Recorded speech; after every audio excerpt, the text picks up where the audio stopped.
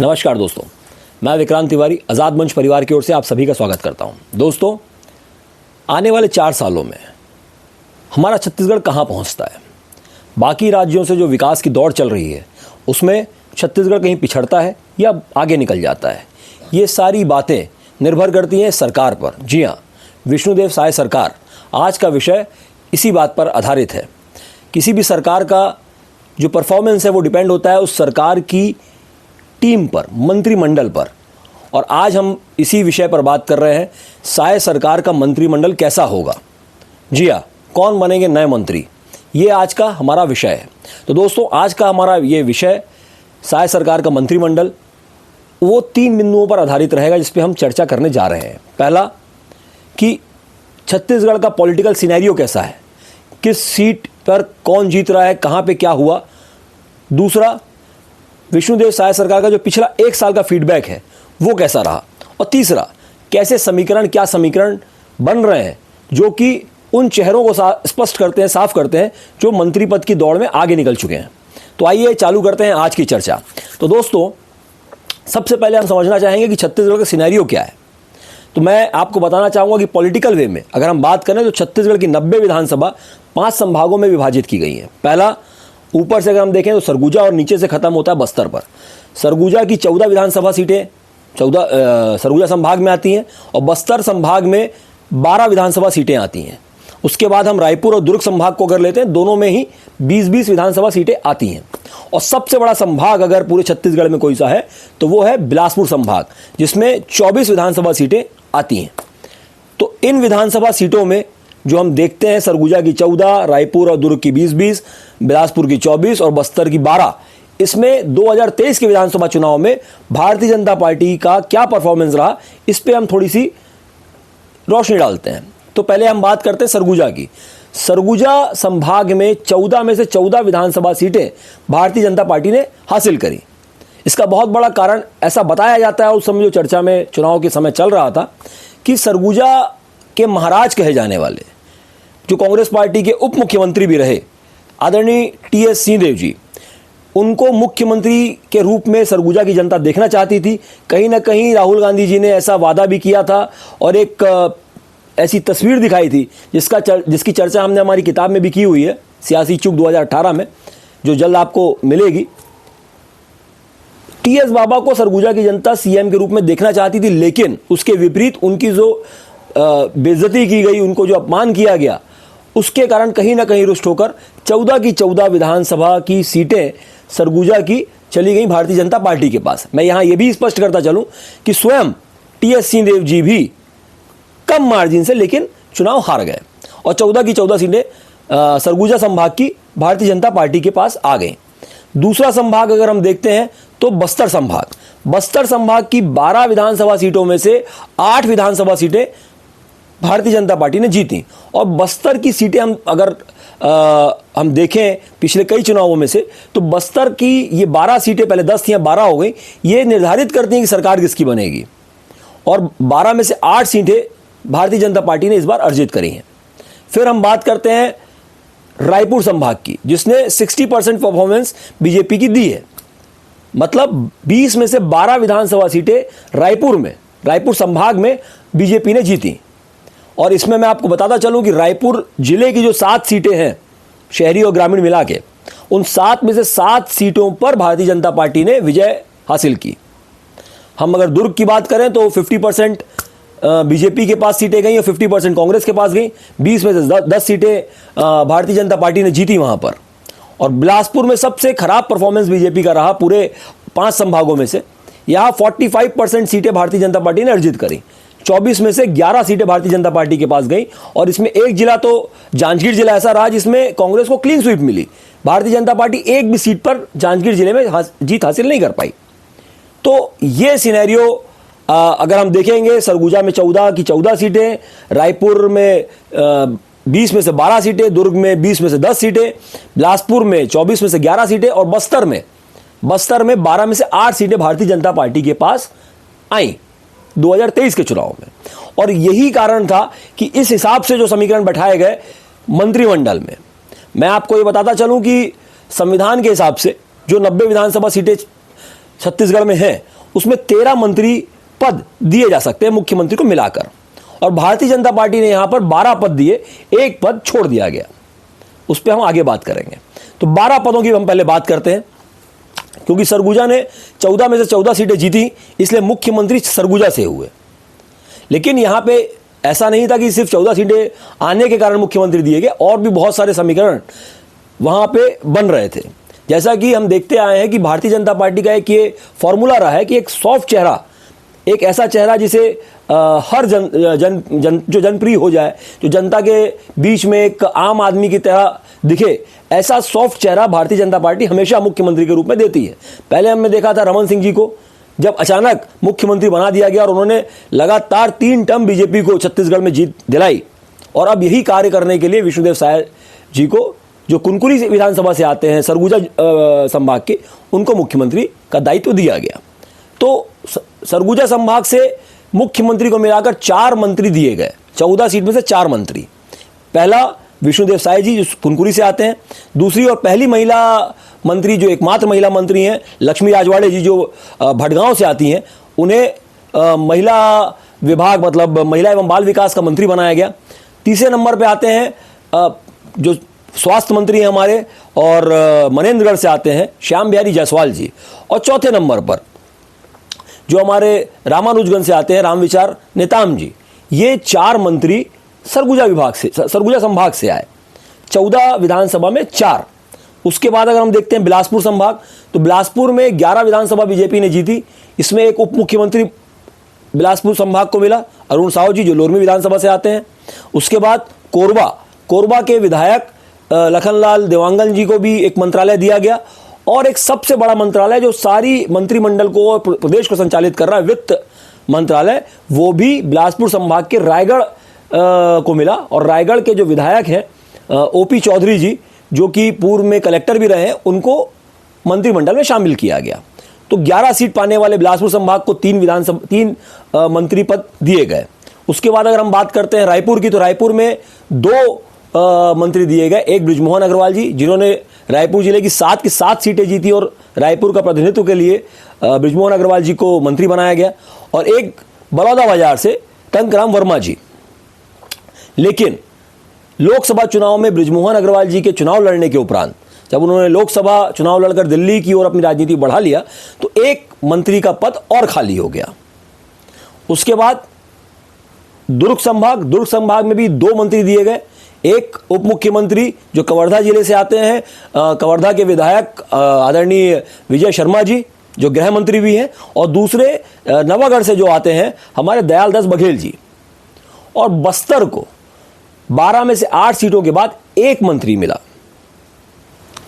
बस्तर के संभाग को पूरा एक पुराने जो हमारे मंत्री थे केदार कश्यप जी, वो बस्तर से मंत्रिमंडल में शामिल किए गए। तो ये पूरा सिनेरियो बनाया गया।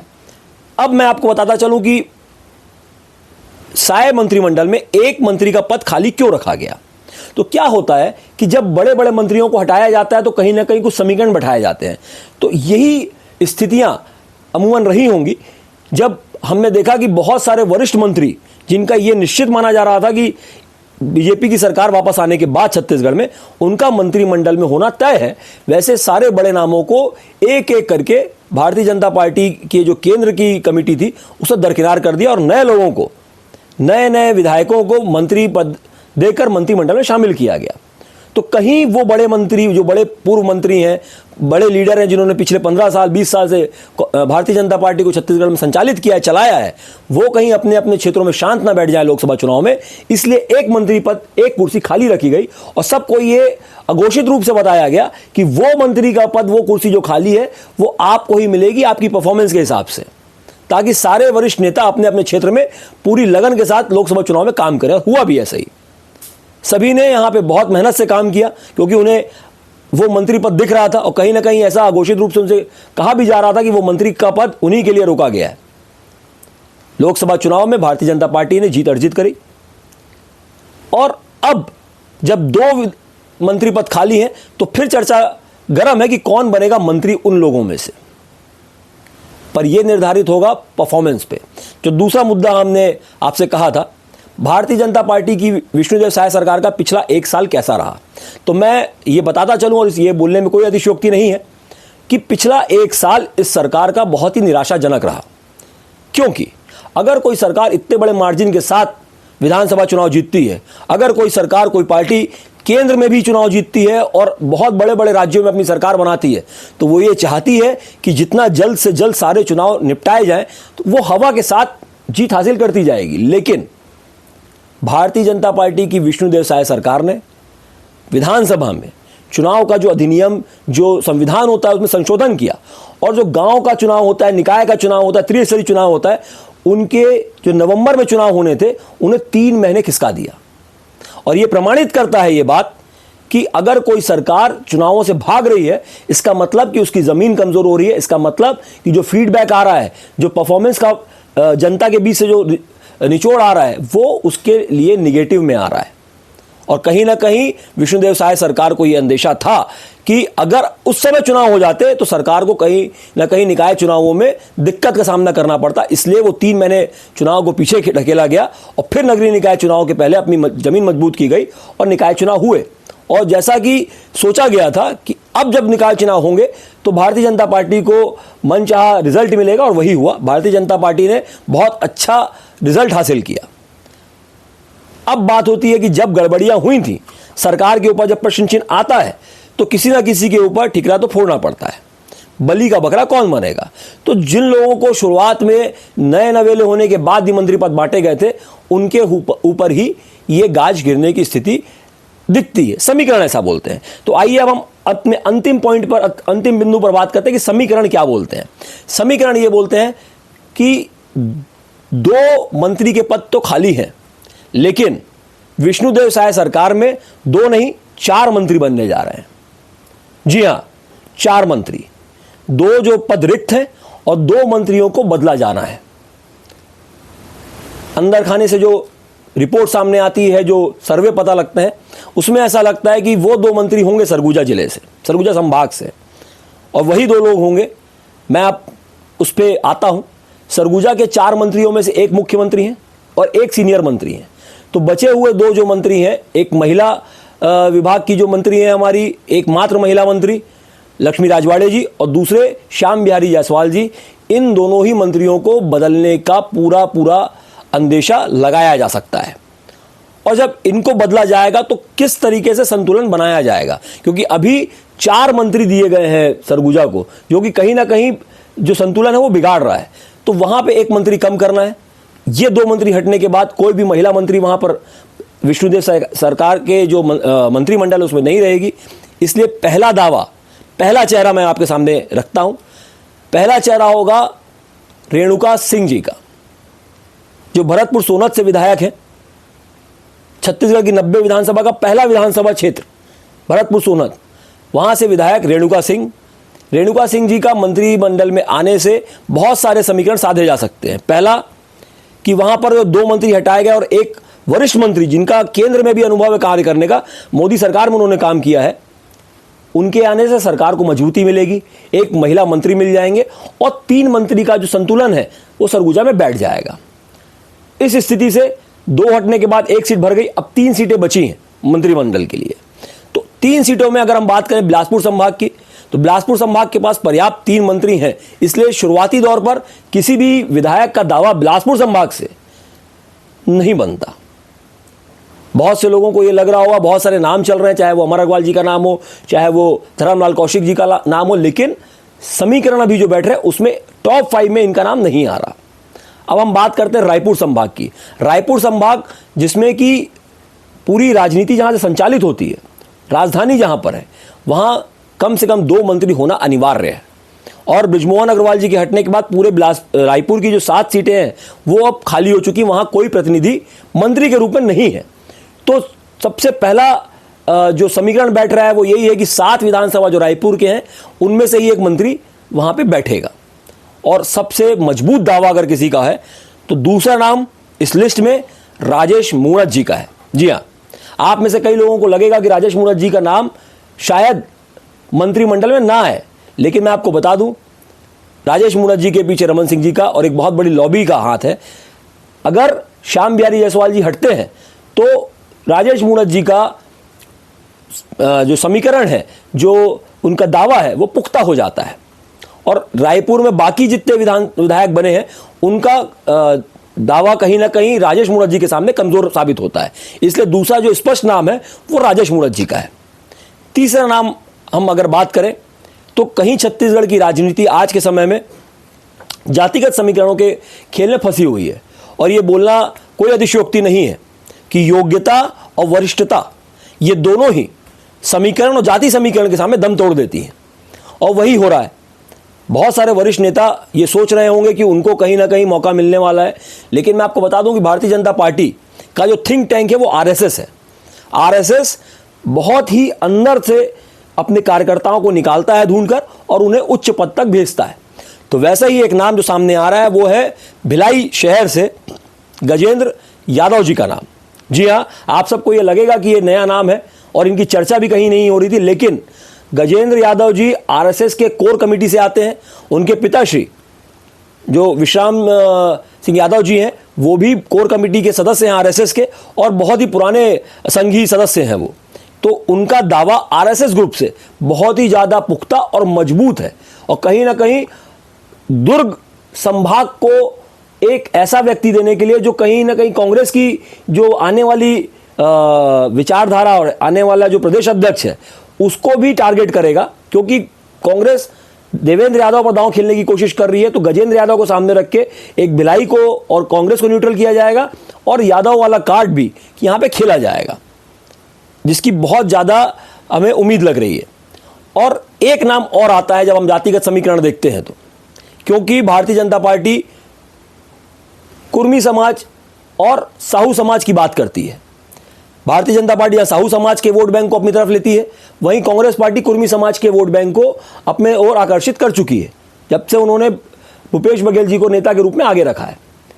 तो यहां भारतीय जनता पार्टी भी कुर्मी समाज को टारगेट करने के लिए उनके एक बड़े नेता जो दुर्ग से ही आते हैं अजय चंद्राकर जी, उन पे दांव खेल सकती है खेल सकती है। हम इसलिए बोल रहे हैं क्योंकि यहां पे भी एक समीकरण है जो हम आखिरी में आपको बताएंगे। तो अजय चंद्राकर जी का नाम चौथे नंबर पर यहां पर आता है, जिनको शामिल करने से विष्णुदेव सरकार जो है वो विधानसभा में भी काफी मजबूत हो जाएगी, क्योंकि अजय चंद्राकर एक ऐसा नाम है जो पिछली सरकार में भी और इस सरकार में भी सबसे ज्यादा प्रश्न करने वाले और सरकार को सबसे ज्यादा घेरने वाले विधायकों में से एक हैं। इसलिए अजय चंद्राकर जी का अनुभव, उनका जो तरीका है विधानसभा में काम करने का, वो विष्णुदेव सरकार को बहुत ज्यादा मजबूती देगा। अब हम आते हैं ये 3 नामों के बाद चौथे नाम पर। देखिए, पहले रेणुका सिंह जी हो गई, राजेश मूणत जी हो गए, तीसरा नाम आपका गजेंद्र यादव जी हो गए, चौथा नाम जो है वो थोड़ा सा क्योंकि समीकरण में फंस रहा है अजय चंद्राकर जी का, क्योंकि यहां पे फिर दुर्ग में 3 हो जाएंगे। तो एक बीजेपी का जो फॉर्मूला शुरू से रहा है, जब वो अपने प्रदेश अध्यक्ष को हटाती है या बदलती है तो उसे एक उच्च पद पर बैठा देती है। तो यहां पर किरण देव जी का, जो जगदलपुर से विधायक हैं, उनका दावा भी 5वें नंबर पर आता है। अगर किरण देव जी को वहां बनाया जाता है तो, क्योंकि किरण देव जी भी कहीं ना कहीं आरएसएस की पृष्ठभूमि से आते हैं, तो किरण देव जी को अगर वहां बनाया जाएगा तो गजेंद्र यादव जी को थोड़ा सा इसमें बैकफुट पे आना पड़ेगा और अजय चंद्राकर जी की सीट फाइनल हो जाएगी। अब 6वें और 7वें नंबर पर बिलासपुर संभाग के 2 विधायक आते हैं, अमर अग्रवाल जी और धर्मलाल कौशिक जी। अब समीकरण ऐसा बैठता है कि अगर अजय चंद्राकर जी को किन्हीं कारणों से, क्योंकि उनके आने से एक संतुलन ये बिगड़ भी सकता है कि कहीं ना कहीं विष्णुदेव सरकार में विष्णुदेव जी से ज़्यादा मजबूती से वो सामने आ जाए, और ये अमूमन होने नहीं दिया जाता कि कोई मंत्री मुख्यमंत्री को ओवरशैडो कर दे। इसलिए अगर उनका दावा वहाँ कमज़ोर होगा तो धर्मलाल कौशिक का दावा यहाँ मजबूत होगा, जो कि होता अभी दिख नहीं रहा है। और अगर राजेश मूणत जी की लॉबी अगर कमज़ोर होती है तब जाकर अमर अग्रवाल जी का दावा मंत्रिमंडल में मजबूत होगा। लेकिन इस स्थिति में रायपुर की 7, मैं आपको बार बार बताता चलूं, 7 जिले की 7 की 7 सीटें भारतीय जनता पार्टी ने जीती हैं और वहां पे एक भी मंत्री नहीं है, जिसमें बहुत अनिवार्य रूप से एक मंत्री सरकार को देना पड़ेगा। रायपुर पूरे राजधानी को संचालित करने के लिए। इसलिए राजेश मूणत जी का दावा अमर अग्रवाल जी से ऊपर है। तो अगर हम 4 नाम लें तो रेणुका सिंह जी, दूसरे नंबर पर हमारे राजेश मूणत जी, तीसरे नंबर पर गजेंद्र यादव जी, चौथे नंबर पर आपके